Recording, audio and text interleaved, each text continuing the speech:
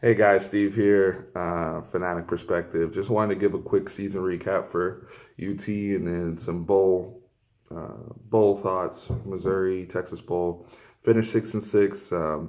Disappointing considering the expectations, I believe, of our fan base. I think a lot of people had us between seven to on the high side, maybe 9 wins. But I mean, really, this team should have gone 8-4, in my opinion. And it started with you started the season badly and you ended the season badly. Two games you should have won. Maryland and Texas Tech, you get those two, boom, it's 8-4. And that doesn't even include how you lost some of the other games.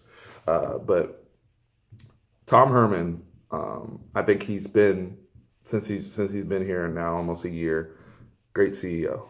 I think he's going to prove to be a very very good CEO of our brand, of our program. I like his vision. I like the whole alignment talk, and everything sounds good.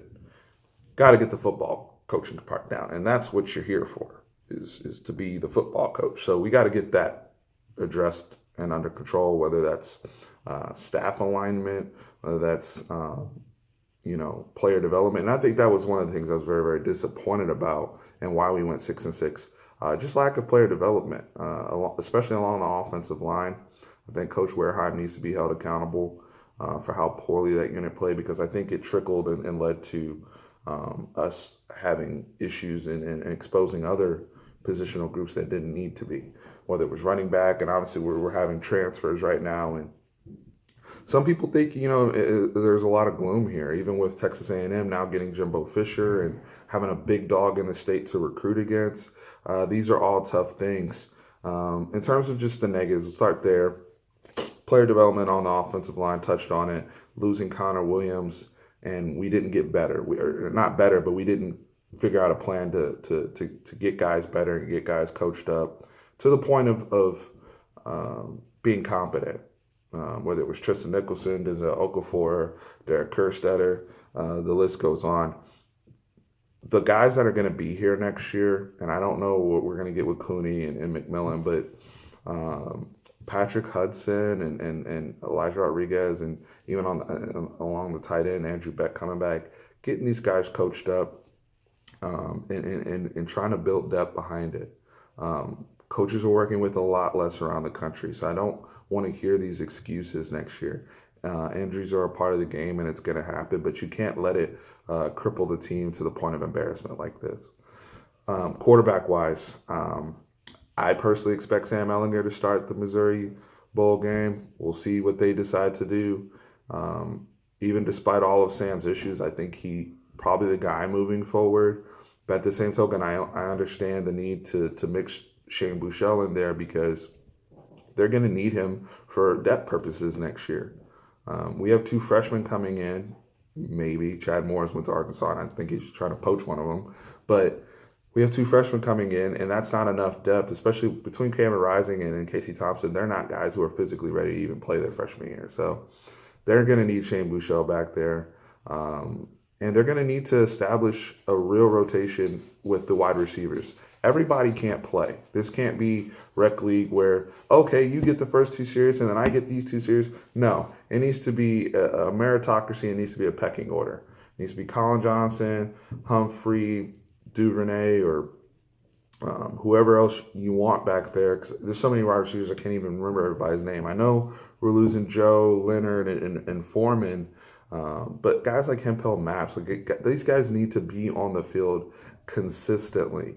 It helps develop rapport with wide receivers. I think that hurt us a lot in the scramble drill this year, because guys aren't on the field a whole lot. It's hard for them to feel it out. And I'm sure that was the same way in practice, being limited in reps. So I like to see that improve. But overall, offensively, if Tim Beck's going to come back, they got to get the offensive line coached up.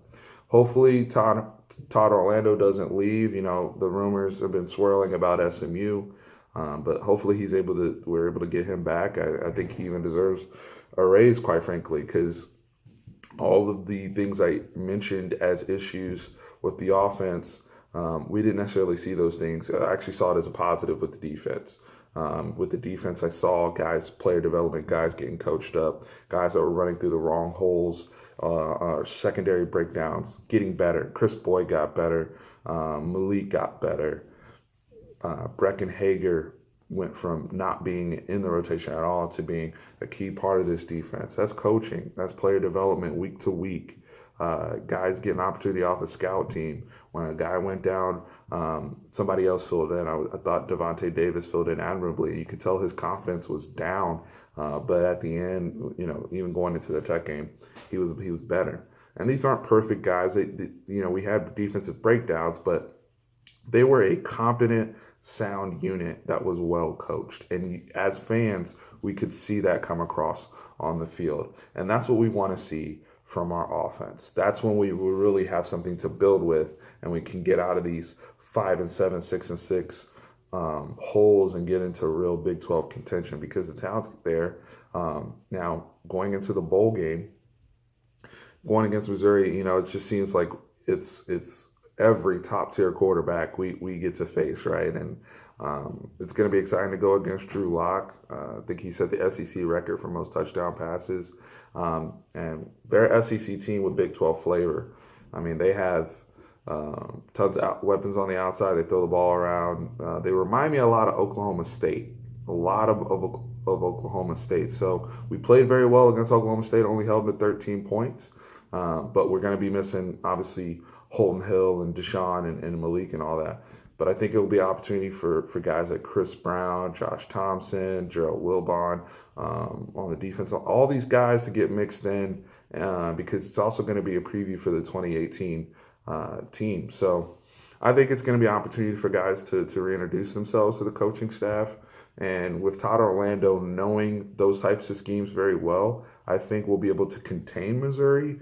My concern is just putting up points against them, because they have a below average defense. We have a below average offense. So whoever wins that battle will win the Texas Bowl. To be honest, we're going to go up against Brick Haley on defense, who was with us the last few years under the Charlie Strong regime. But we'll see. I mean, I think it's with Jimbo now being in town. I'll end the video there. I think we are going to have to win this bowl game and keep hope and faith amongst our current commits, and show them, hey, yeah, we were down this year. We were down coming in with this staff, but if we can finish 7-6, that's a building block. First year winning a bowl game, and yeah, it's baby steps, especially when you're rebuilding a program and rebuilding a brand right now. We are rebuilding not just the Texas football program, but we're rebuilding a brand. And if, we can get ourselves scouting in order with this coaching staff, I think we could really have something here moving forward. So I'll be back after the Missouri Texas Bowl. But as always, hook 'em horns.